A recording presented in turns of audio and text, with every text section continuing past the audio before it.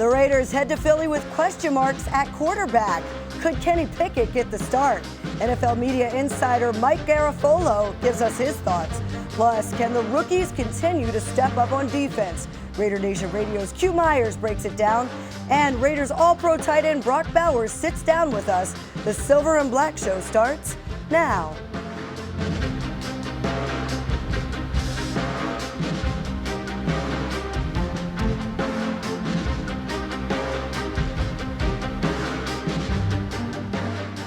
Welcome into the Silver and Black Show, everybody. I'm Amber Theoharis. All of this buzz surrounding the Raiders quarterback position reminded me of John Madden's famous quote. He said, if you have two quarterbacks, you have none. Meaning, if neither is the clear favorite, then they're probably both just mediocre.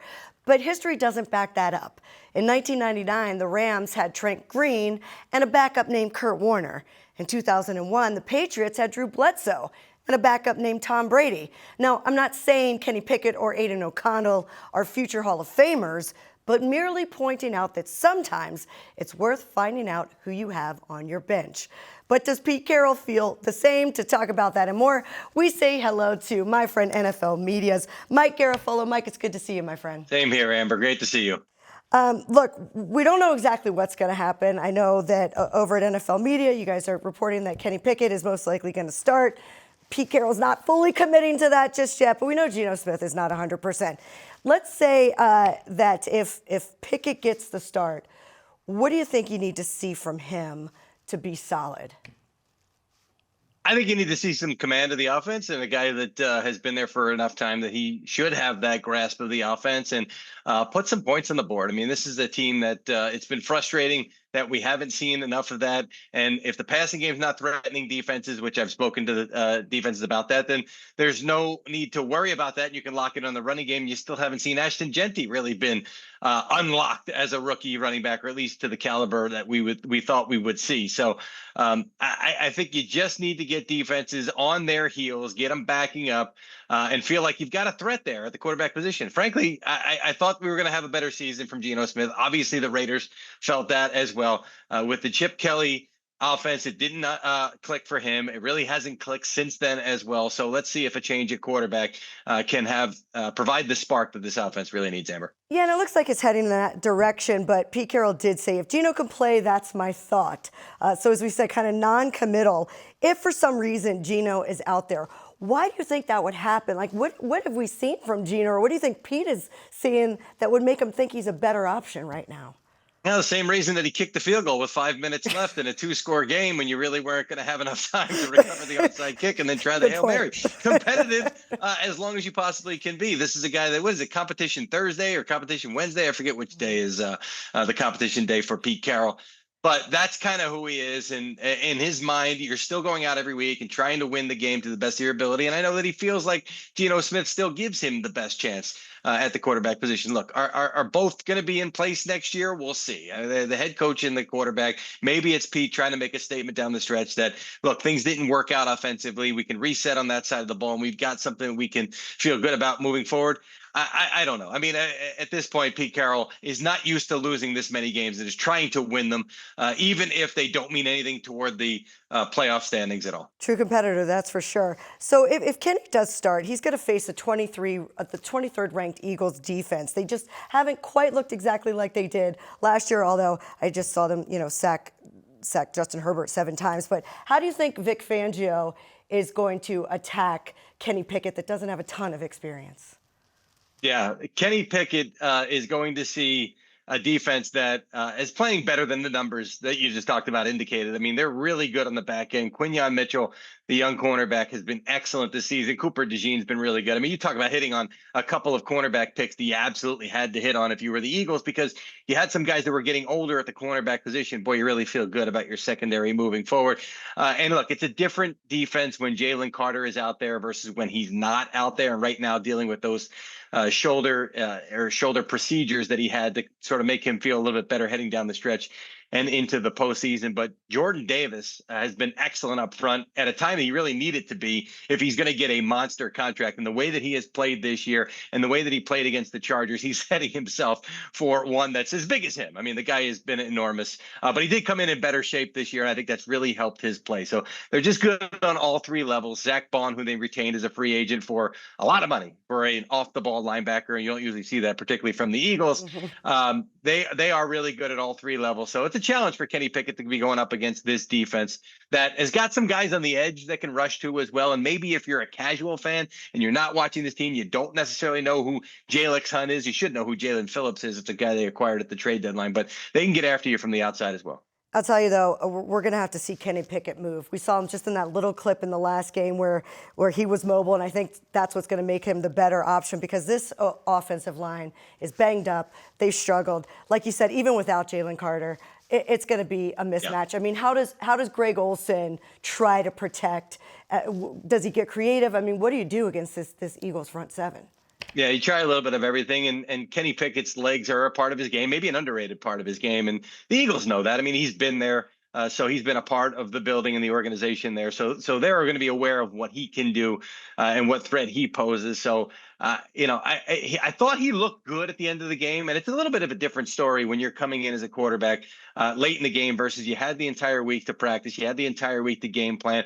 I thought his arm looked live. I thought he had a chance to make some completions at the end of that game. I do like what Pete Carroll did say. I mean, we joked about the field goal, but he said, that whole drive, he's aware the whole time. Okay, we're going to kick a field goal here. We're setting that up here. So he did seem to be in tune with the game and where you needed him to be mentally. So you just try to get him comfortable early on.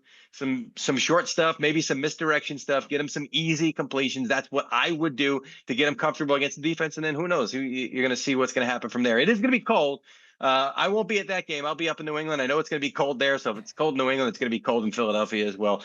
So he's going to have to deal with the elements, but he's used to it, having played in them really throughout his entire life. Yeah, it's true. I mean, being drafted to Pittsburgh, that's for sure. Look, let's talk about Philly's offense.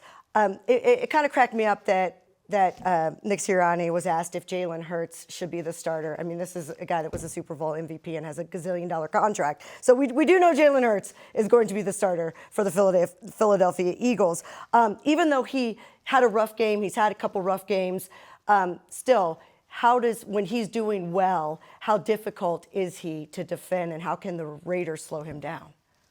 Well, when he's doing well, that means the entire offense is doing well. And I thought they were really successful last year because they were running the football, because their offensive line was dominating, and we're just not seeing that. And now they're playing from behind the sticks, and they're playing in situations where he has to throw the ball, and the defense knows that he has to throw the ball. And now he's got to read the field. That's not his forte. That's not what you want from him, or the position that you want to put him in. So if this team is playing well and they are getting chunks of yardage. I thought they ran the ball and blocked a lot better against the Chargers, a Chargers defense that had been stingy against the run, by the way, than they had for most of this season. So maybe that's a sign that at least that part of the offense is starting to break out. They're still going to be without Lane Johnson. It looks like he missed the second straight day of practice. He's working his way back from a Liz Frank injury. The hope is he's back in the next couple of weeks. So this offensive line has been really shorthanded and struggling. Good from a pass protection standpoint, but not good from a run blocking standpoint. So they need that offensive line to get going, get them going early in the game, get that defensive line on its heels, find a way to neutralize Max Crosby. I'm sure you've seen the mic'd up of Sean Payton talking about all the Max Crosby alerts that they had on, and how he never leaves the game. So you can't really run those things. You say, oh, he's off the field. So the Eagles know that'll be a challenge for them up front, having to deal with him. I'll be curious to see how they handle him, because some of those linemen have struggled a little bit. Fred Johnson, the right tackle, particularly in the run game, has struggled. So that'll be watching up front and to see how effective they are early. If that's the case, then you can unleash Jalen Hurts in a way that he can be effective. Don't know if he's going to be able to, don't know if he's going to scramble on those third and shorts. So you got to respect that. And then he can make some throws that may be a little bit easier for him. Just tell Jalen Hurts not to yell in Max Crosby's ear. That doesn't go. He doesn't like when quarterbacks do that. I don't know if you've witnessed that with before. Well, stay away from Phillip Rivers. He's back. I don't know if you heard that one. Exactly. We've heard that one. You mentioned pass protection. That's one thing Philly has done well. And A.J. Brown and Devontae Smith and Devonta Smith and Dallas Goedert. I mean, they got some pass catchers there. The Raiders secondary is banged up. Caillou Blue-Kelly's gone. But Darian Porter, the young guy's going to get a chance. What will you be looking for in that matchup? Goddard, I thought it was a key to get him involved because they hadn't really. He had a big game against the Giants early in the season, and then they didn't until this Chargers game. And when they got him involved, all of a sudden, now this defense or this offense, looked a little bit more balanced than it had been before. You don't want to be in a situation where you have to force the ball to A.J. Brown. I know sometimes his comments will lead them there. But to have Goddard involved the other day, I thought was a big key. I would make sure that is a priority for this team because that makes them better balanced in the passing game. And now you can attack a little bit more in the middle of the field, which they haven't done effectively this season. So that's what I'll be watching for to see if he's involved early. If he is, I would say that's a good job by the Eagles getting that going early. One last question for me. Look, the Raiders' run defense has struggled against Denver and against the Chargers, gave up a lot of rushing yards on the ground. What have teams that have limited Saquon Barkley done well? They've stacked the box and they have attacked and they've created havoc in the backfield and don't let him get started, basically. And I know that that's easier said than done, but that goes back to what I'm talking about with Jalen Hurts. When you don't have to worry about that passing game, now you can focus more on that running game.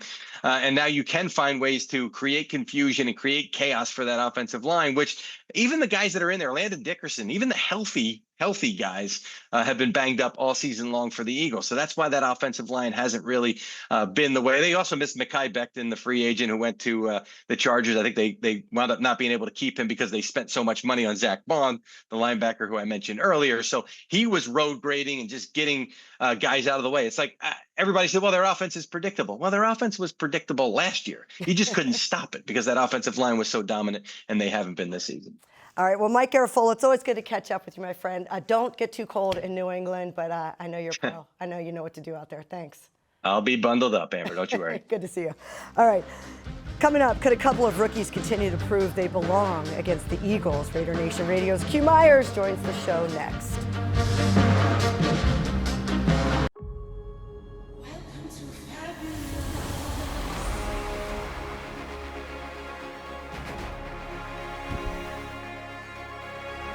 From the fabulous Las Vegas, Nevada, what a man!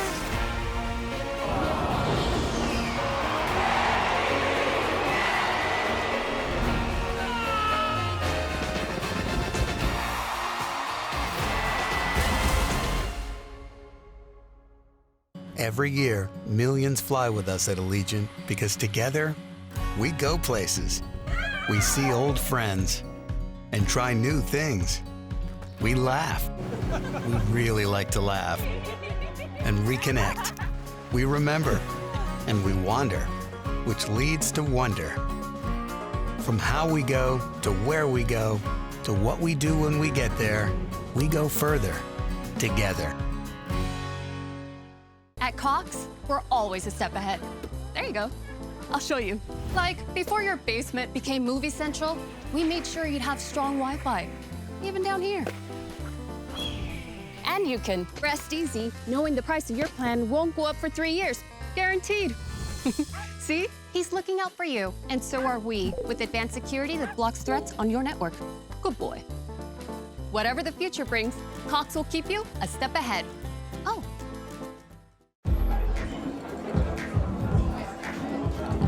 How about totally obsessed?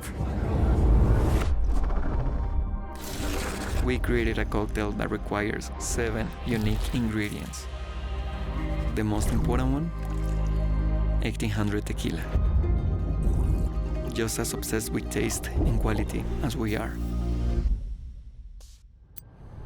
The world's most awarded tequila, proudly poured at the world's best bar. The Silver and Black Show is brought to you by Cox, proud partner of the Las Vegas Raiders.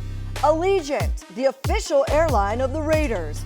Low fares, nonstop flights, only at Allegiant.com. Victory Live, connecting the world of live experiences. And by 1800 Tequila, official partner of the Raiders. Taste is everything. Please drink responsibly. Welcome back to the Silver and Black Show. Coming up this Sunday, the Raiders are going to get an opportunity against the Philadelphia Eagles, who didn't look great against the Chargers on Monday Night Football. They will have a short week as they take on the Raiders. And to break down more what to expect in this game, let's welcome in my buddy Q Myers from Raider Nation Radio. Q, happy holidays. Good to see you, man. Yeah, happy holidays to you. Good to see you as always. Thanks for having me on. You know I appreciate you. Yeah, we love it. Both teams coming off of losses. I was at that game. Hurts threw 4 interceptions. The one at the end of the game, lost the game. The Raiders offense, though, we all know that they haven't clicked in weeks, pretty much all season. Neither defenses have really stood out, although you could say Philadelphia's played much better than the Raiders defense at times. What versions of these two teams do you expect to see this week, starting with the Eagles? Yeah, that's the thing about it is I don't think so many people know that these teams are much more similar than what they really are. You know what I mean? Like the Eagles have scored one more touchdown in the last handful of games than the Raiders have, and we know how bad the Raiders offense has been, and they're able to have one good drive here, one good drive there, but they're not able to sustain it throughout the course of the show or the game. So I think that the difference maker in this one is really going to come down to that Eagles defense, and can the Eagles defense make a few more plays than the Raiders? I mean, we saw last week that the Raiders defense was on the field for 39 minutes. Like 39 minutes. That just is not going to work. So that means that the offense wasn't complementing what the defense was doing when they did get the ball back. And then obviously some sustained drives, for Denver allowed them to go ahead and take 8-9 minutes off the clock. And it just left the Raiders defense out there to dry and get tired. And it was all bad. But I mean, these two teams, and I know people in Philadelphia are really concerned about this game, where you wouldn't be looking at it as a concerning game if you look at the records. But these teams have a lot of similarities that we'll see on Sunday. You kind of want to give the Raiders defense a break after you mentioned the 40 minutes, but I did want to ask a question about the defense as far as the run game. I mean, they're allowing 172 rush yards per game in the last 2 games. That's awful. That can't happen. Granted, they've been out there a lot. Also, though, Q, I don't think enough focus has been in the media on the missed tackles. 25 missed tackles. How does Patrick Graham's group clean it up against the Eagles? And that's the big question is the why. Why is it doing that? Why are they having so many missed tackles? Because, look, this was a strength that they had early in the season. 1, stopping the run was a strength, and then 2, they had really cleaned up their act when it came to missed tackles. If you remember going all the way back to the preseason game against Seattle, where it felt like 500 missed tackles in that game, and they really cleaned it up going into the regular season. They did a lot better than that. I don't know if it's the end of the season and everyone's just fatigued. I don't know what it is, but I mean, you see, and I think the best way to describe this is you saw Jamal Adams really diagnosed the play really well against Denver on Sunday. He was ready to make a TFL, and boom, he hits the guy, and he bounces right off of him and picks up a first down. And that, to me, as I'm sitting in the press box watching that, I said, yeah, that summarizes what's going on with this Raiders defense. It's just, it feels like maybe it's the end of the season. The technique is not quite there. We all know that at this stage of the game, there's not hitting in practice going on. There's no pads in practice. We know what it is. They're just trying to get to the end of the season when it comes to, the defense in general and just keeping these guys healthy. It just seems like the attention to detail's not there. And that's what the biggest issue is. Guys are diagnosing it correctly. They're reading, they're reacting, they're just not finishing. And that's really been the story of the Raiders season, if we're being honest about it. You hate to see a blown play because of a lack of fundamentals. And like you said, that's just the way the season's going. Caillou Blue-Kelly is out, tough break for him. But I'm a little nervous about the secondary going up against that receiving core. They have the 3rd worst PFF coverage grade in the NFL right now. So besides Eric Stokes, who needs to step up in the secondary? I mean, it's all about Darian Porter. This is going to be a game I'm so excited to see what he can do. And unfortunately for Caillou, as you mentioned, he is out for the season. But Darian Porter, I thought he did well against Cortland Sutton. And this is a rookie going up against a wily veteran at the wide receiver position. And he had a couple clean PBUs on Sunday where he didn't get called for pass interferences. And look, this is a guy who's just still new to the position, playing corner. He's only been playing for now a couple years, and he's a rookie. So he's he's being thrown into the water, and now he's going to get more reps. He was splitting with Caillou. Now it's going to be all about him. So I'm really excited to see how much he can grow. Just talking to him in the Raiders locker room on Wednesday, he had so much confidence, and you could just see his confidence growing. And you've interviewed enough players to know when they first enter the league. They may be a little shy when you ask them a question. They kind of look away and then answer. Now he's looking in you in your eye. Now he's even cracking a smile. Now he's saying that the confidence is there because he's seeing the results. He's seeing the PBUs. And for a corner, you've got to be able to clear it. You're going to give up plays. It's going to happen. You got to clear it and get to the next one. So I'm really excited to see what Darian Porter could do moving forward. And then, of course, on the back end, Jeremy Chin and Isaiah Polamalu just got to compliment him and help him out. But Eric Stokes has done a good job. It's time for Darian Porter to step up and do his thing, and then the safety's got to protect him. You got to get pressure up front, though. And we know what Max Crosby can do. He's still dominant. And I'll be honest, one of the biggest disappointments for the defense this season is not seeing Malcolm Kuntz return to form 2 years ago, not seeing Tyree Wilson take the next step up. So I don't even want, I'm sick of asking which one of them needs to step up. Can I ask you, can Tonka step up? How about Pegues? I mean, seeing flashes, are we almost moving on to, hey, this is your opportunity now? Oh, I think so. I think there's no doubt about that. We saw Tonka Hemingway get a sack just the other day. So, I mean, that was good to see. Max is saying that he's coming along in practice. And, Max is the ultimate leader. He's always going to encourage his young guys. But, yeah, it's those guys' time to shine, right? If I'm those dudes, if I'm rookies in the locker room right now, I'm saying, hey, man, my number's ready to be called. I'm ready to take that step. I'm ready to show why these guys drafted me. I'm ready to say I'm part of the solution, not part of the problem that is the Raiders, right? The Raiders are 2-11. There's problems. Well, you've got to be a part of the solution. Pegues, Tonka Hemingway, Darian Porter, right? These guys, Caleb Rogers on the other end, right? I mean, Jack Besh, Dante Thornton Jr., he's back from concussion. So all these guys have an opportunity to be a part of the solution. They've got to show that they can. Look, let's talk about the offense. That's also been a disappointment. The run game, I mean, we've talked about Kenny Pickett and Geno Smith a lot throughout the show, so I want to ask you more about the run game. It's been anemic, 8 straight games under 75 yards, completely different than what we expected coming in to this season. But like I said, I was at that Chargers-Philly game, and, they gashed Philly. The Chargers were able to do that as far as running the football. So what is it going to take to spark Genty? And I've been asking this question for a while, Q. Like, where's Raheem Mostert? Like, why don't we have a 1-2 punch if just the one punch isn't really getting started? Right, and I think that that's something that they need to implement. They should do that this week because Philadelphia, they're susceptible, right? If they're going to get beat, if the Raiders come out of this game on Sunday with a win, it's because they went over 100 yards rushing. They had a good day at the office running the ball, and that could be Genty, that could be Genty and Mostert, that could be Genty, Mostert, and Kenny Pickett, right? I mean, he has an ability to use his legs as well. Like, you've got to be able to rush the ball. And again, Kenny Pickett might be running the ball just to stop from getting sacked, but that's okay. Justin Herbert did that on Monday and ran for over 60 yards, right? He could do that. And this team, go back to Black Friday, they got gashed by the Bears, right? Go back to Monday, they got gashed by the Chargers. This team could be had by way of the ground game. So if you're Ashton Genty, you know that that's a hell of a defensive front that you're going to be going up against, but you know that they're susceptible. You know that there's leaks in their defense. And if you're Kenny Pickett, you have to be willing to use your legs. We know he's able. He's got to be willing. And from what we've seen so far, he's willing to do that. I think he could end up being the ultimate X factor, getting yards on the ground, picking up first downs, extending drives, right, being an extra weapon. I think that this dude could actually be a reason why the Raiders keep this game close. Let's see what kind of chemistry he has with Brock Bowers, but let's talk about Jack Besh. He caught every single target that was sent to him last week. He led the team in receptions. What role could he grow into over these last 4 games? I think he can grow into a really good Jacoby Myers role, right? I mean, look, I don't think anyone's thinking that Jack Besh is going to be a number 1 wide receiver. I don't think anyone thinks that he's going to be the next Tim Brown on the Raiders team, but he is a guy that's a possession receiver. Go back and look what he's done.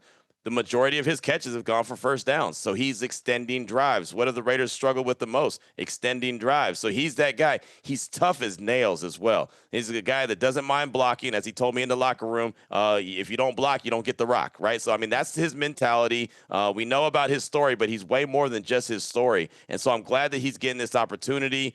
He went from getting 9 snaps offensively to 19 to all of a sudden he's on 89% of the plays, right? So obviously his role has increased. And so he's making himself available. He's finding the sticks. He's extending drives. I think that's a guy that you could definitely build around. Now you need another wide receiver, a number one, to really, take that top off. I know you have Brock Bowers as your number one target, but get another wide receiver in the offseason. Put him there with Jack Besh, who's the ultimate, like I said, drive extender, and Brock Bowers, who's just the ultimate weapon. And now you might be onto something. But I like the opportunity that Jack Besh has these last handful of games. I'll tell you, there's a lot of needs in the offseason. We haven't even started those discussions before wide receiver. I'd go for a corner. I'd go for lineman. I mean, there's a lot of needs. Sure. But that brings up the next question. John Spytek is going to have to evaluate. And your good friend Lincoln Kennedy, he said on this show, you got to check the pantry before you go grocery shopping. Pete Carroll, though, wants to win. So it's like you got to try to win because everybody in the locker room is out there. They're professionals. That is their job. But also, if you're a GM, you got to know what you have. So should we be seeing more of these first and second year players really be getting an opportunity right now? Yeah, definitely. And Lincoln's spot on. I mean, you cannot, there's never been a time in my life. And look, I don't go to the grocery store now. Matter of fact, most of the time, we make an order and we just drive by and we'll go pick it up. But with that being said, you can't go pick up groceries if you don't know what you need. Right. I mean, that's absolutely 100% spot on. So you've got to go through and figure out what you have, what you could build around, and then what you have to go out and get. What's the non-negotiables? And so that's what I think that you're going to see these last 4 games. I think that Raider Nation wanted to see it come a little bit earlier. I know I wanted to see it a little bit sooner, but that's fine. And now that they are at this part of the season, you've got some tough games coming up. It's these guys' time to shine. They need to get the opportunity to see exactly what they have in these young guys, just to get a little taste, at least to have a little bit of belief. Or it's going to be a lot longer than we expected with this guy. He's going to need a lot more, reps before we actually could trust him. They have to do that. It's organization, malpractice if they don't do that. Right, one of the big words that people like to use. It's just simple as that. If they don't do it, it's a malpractice, and I don't think that John Spytek, and I'm sure Pete Carroll is not going to do that. I'm sure that they're going to do exactly what they need to do. Last question here. You already mentioned that you think that Kenny Pickett will be the X factor. What will be the X factor, though? I mean, for me, it's kind of like, does Philly continue to turn the ball over? I think if that happens early and the Raiders can maybe score a defensive touchdown, that would be the X factor for me. What are you thinking? Yeah, I think that's obviously a big element of it, because you do have to take advantage of turnovers if they present themselves. And the Raiders, unfortunately, haven't took advantage of some of the turnovers that they have created, not enough of them. So I do think that that's always going to be a factor. For some reason, Jalen Hurts is not willing to run the ball as much as I think that he should be running. I mean, he threw the ball 40 times against the Chargers. It's not a world that I live in that I think Jalen Hurts needs to be throwing the ball 40 times, or most quarterbacks throwing the ball 40 times, if we're being honest about it. So that's definitely a factor. And the other factor is just the run game in general. I'm just going to go back to that. Genty, Mostert, and Kenny Pickett. I think his legs are going to really help this Raiders team out this week, because the Eagles have shown that they will lose contain. They will let that quarterback get out there. And if Justin Herbert, with a banged up hand, right, something that he's trying not to even get knocked and hit, is out there running around the yard, stiff arming guys and sliding around and picking up many yards, 60+ yards on Monday Night Football, I think Kenny Pickett could do that as well. All right, I love it. Thanks for being here with us, Q. And I know you just go pick up your Christmas gifts, right? You just order them. It's like your groceries. You don't even shop anymore. Amber, I have options in my house. I tell them, do you want a tree or do you want presents? You're not getting both. You don't get both. Times are tough. Tighten up around here. All right, Q, it's good to see you, my friend. Appreciate you. Coming up, Raiders tight end Brock Bowers stops by next on the Silver and Black Show. Every year, millions fly with us at Allegiant because together, we go places. We see old friends and try new things. We laugh. We really like to laugh. And reconnect. We remember. And we wander, which leads to wonder. From how we go to where we go to what we do when we get there, we go further together.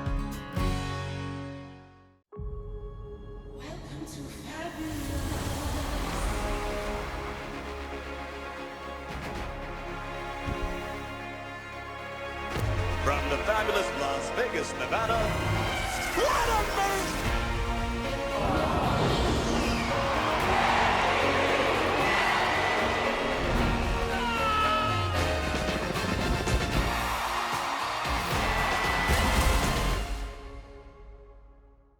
Cox, we're always a step ahead.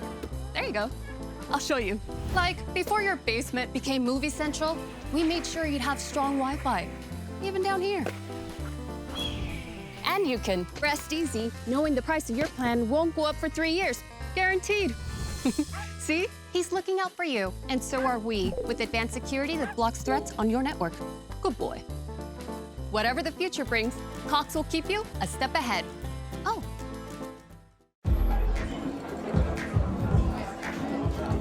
How about totally obsessed? We created a cocktail that requires 7 unique ingredients. The most important one? 1800 tequila. Just as obsessed with taste and quality as we are. The world's most awarded tequila, proudly poured at the world's best bar. Brock Bowers alone, split out wide right. 3 receivers stacked left. Shotgun for Geno Smith. They bring everyone. He fades right side. Bowers one-handed grab on his back shoulder. Shotgun. Geno's going to throw again. He's looking left. He's angling to the end zone. Bowers just makes the grab. Touchdown Raiders. What a throw. What a grab. Here comes the blitz. Geno sees it. Lobs it towards the end zone. Bowers shoved to the ground. Made the catch. Still got it. Oh my God. Bowers made the grab on his backside. One of the toughest catches you'll ever see. Joined now by Brock Bowers. And Brock, it's always so great to catch up with you, especially as we get close to the holidays here and the end of the season. We have a time to kind of reflect. I feel like, last year it was just such a long year, like you getting drafted and training camp, and you had just such an amazing year. Now you're in year 2. And for the first time, you kind of faced a little bit of adversity with the injury. What has this year taught you about the NFL after what was kind of just this charmed rookie season? Yeah, like you said, the injury, that was definitely a big teaching point this year, just having to battle back from that. And it kind of changed things this year. It didn't really all go as smooth as I hoped it would be, but yeah, we're here now. Who kind of gave you that fortitude to get through that? Where did you learn that from? I don't know. I think it's just other adversities that I faced throughout life, like different injuries and stuff I had maybe in college or stuff like that. I think just learning through experience. Brock, despite the injury, you're leading the team in targets, receptions, yards, and you're tied for the most touchdown receptions. Only 10 games, that's crazy. What goes into your preparation to allow you to do something like that? Yeah, I think it's just consistency, staying consistent throughout the whole year from camp on, and just really kind of not lacking on that, like pre-practice prep, every little thing, just what you eat, how you sleep, and all that. Was that something you had to learn? Yeah, definitely a little bit, because we're here all day doing different stuff, and finding that time to kind of get that recovery and get that rehab in is important. Lots to talk about quarterbacks, especially around this week. Last year you played with 2 quarterbacks. Kenny Pickett last week was your second this year, so it's been 4 in just under 2 years. What is the process like for you for preparing, for building chemistry around new quarterbacks? Yeah, it comes down to practice and reps. We're out there getting the walkthrough reps, getting the practice reps, and trying to get all the mental reps you can with each other, with Geno or Kenny, whoever. So, Kenny's done a great job this week so far, and he's been taking mental reps all year. So just him staying locked in, it's good. I know you've been with him all year. He's been here, but what are kind of the first things, if you find out a guy is going to be out there the majority of the time, what are the first things you say to a new quarterback that kind of explains okay, this is how I start my process. How do you start yours? Oh man, I'm sure he has his own process. He's been around a little bit longer than me, so yeah, I'm excited to see what he does out there on Sunday. But how's that work? Do you go hey, this is what I think, I know what you do well. I think we could do this together. Is it really a collaboration? Yeah, we'll be sitting in the film room, and he's saying stuff on how to work our routes, and what he's asking what we're thinking and everything like that. So it's kind of a big group effort. You got Philly come up this week. I was actually at that Monday night game in LA, so I saw that game against the Chargers. What sticks out about them on tape? Yeah, no, they're a great defense. Got a lot of Georgia guys on there. So that's right. Yeah. Do you guys talk to each other? You're hey, Bulldogs. I don't know. I talk to him a little bit when I see him around the off season, but not during season. Everyone's kind of too busy. Did you play with any of them? I mean, you guys were kind of back-to-back draft years, right? Jalen Yeah. Carter. Yeah, they were pretty much all there when I got there as a freshman, so that was kind of a wake-up call. Getting there when I was a little freshman. Playing against them on defense? Yeah, yeah. I imagine that. I see why you're so good now. The Eagles front seven, speaking of them, known for its pass rush. I saw them, sack Justin Herbert 7 times on Monday night. How does that affect your responsibilities, not just as a receiver, but as a pass blocker in this game? Yeah, it's definitely going to be a factor. We got to try to minimize that and, just stay on track. That's been a big thing with our offense. We just need to stay on track throughout first down, second down, get into third and manageables, and just keep the drive alive. I know Greg Olsen hasn't changed. He doesn't have a lot of time to change a lot. But you can line up in line, in the slot, out wide. How much freedom do you feel in this offense to kind of move around and find the matchups that you like? Yeah, it's been great. I mean, they've been doing a good job at trying to find me ways to get the ball and stuff like that. So we just need to keep working and, just keep going. Last one. What does success look like for the Raiders' offense in Philly? Obviously want to win. I need to put up some points for sure. You mean you need to score more points than the other team? Is that how this works? Yeah, for sure. Okay, I'm just trying to figure out how this works. No, it's awesome. And are you going to have a good Christmas? You got any plans coming up? You don't even know if you have the day off yet, do you? Yeah, we'll see. I know my family's coming in town, so it'll be good. Oh, that's great. That's awesome. All the way from Napa, right? Oh, yeah. What a great place to grow up. Very lucky guy. All right, well, Merry Christmas to you, Brock, and thanks so much for joining us. Okay, thank you. Remember, you can help get Brock selected to the 2026 Pro Bowl games by going to Raiders.com/Pro Bowl. You can also cast your votes through X with votes made on December 14th and 15th, counted as double. The fan voting period will conclude on Monday, December 15th, and the Pro Bowl games will take place on Tuesday, February 3rd during Super Bowl 60 week. Coming up, why some new names are flashing on Raider Nation's radar. Next, in One Last Thing.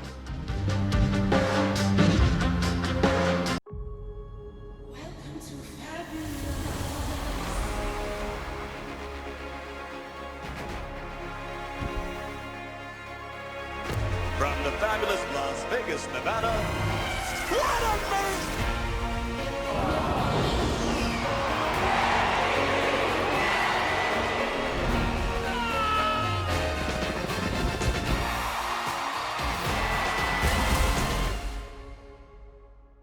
At Cox, we're always a step ahead. There you go. I'll show you. Like, before your basement became Movie Central, we made sure you'd have strong Wi-Fi, even down here.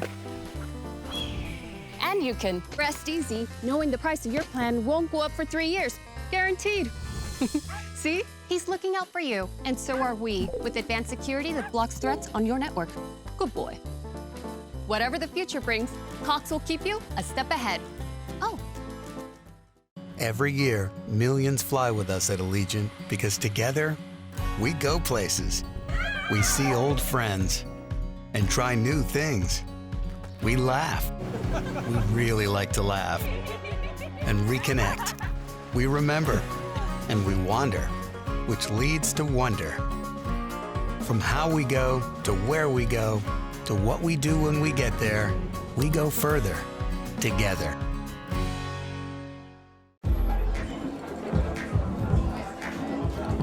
How about totally obsessed? We created a cocktail that requires 7 unique ingredients. The most important one? 1800 tequila. Just as obsessed with taste and quality as we are. The world's most awarded tequila, proudly poured at the world's best bar.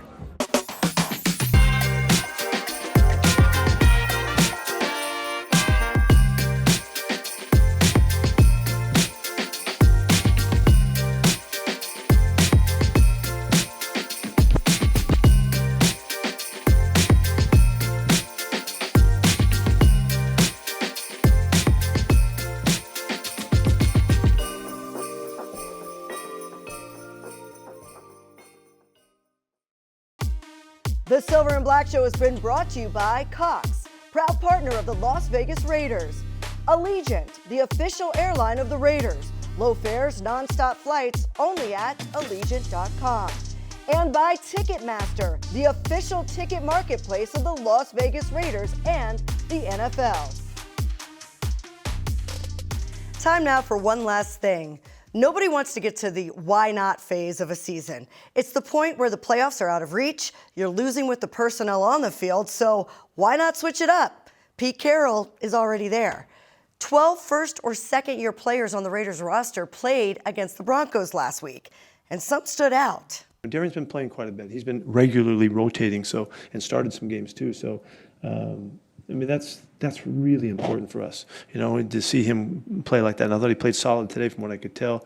And we talked about Caleb as well, getting a lot of play time. Shedrick, it was rooting for the guy. He's been busting his tail the whole time he's been with us, and he's looked impressive. And he had probably the most standout preseason of the young guys. And so it's just been a matter of getting the opportunity. Big guys up front on defense got some play time too, JJ and Tonk, and so all of that helps. It just helps us moving forward. Here's some of the highlights. Rookie wideout Jack Besh played a career-high 82% of the offensive snaps and led the team in receptions. Rookie offensive lineman, he's not seen here, Caleb Rogers. He got his first start at right guard. He looked good. Rookie corner Darian Porter had 2 pass breakups in place of an injured Caillou Blue-Kelly. And rookie defensive tackle, who Pete mentioned, Tonka Hemingway, had his first NFL sack. Now, if these players continue to make plays, Raider Nation Radio's Jason Horowitz brings up a good point. I am very focused on the final 4 games, on those top 5 draft picks from this year. What does the young group look like for the Raiders in the future? Because if you go back to this offseason, there were a lot of one-year contracts signed, particularly on the defensive side of the ball. And so John Spytek and company, they're really going to have to think about, what do you do with all those guys whose contracts are expired? But the young guys, they're under contract, so you need to see if they can play. Well, we'll see if they get the opportunity against the Eagles this weekend. That'll do it for us. It's Raiders-Eagles from Lincoln Financial Field. Kickoff is set for 10 a.m. Pacific. Have a great weekend, everyone.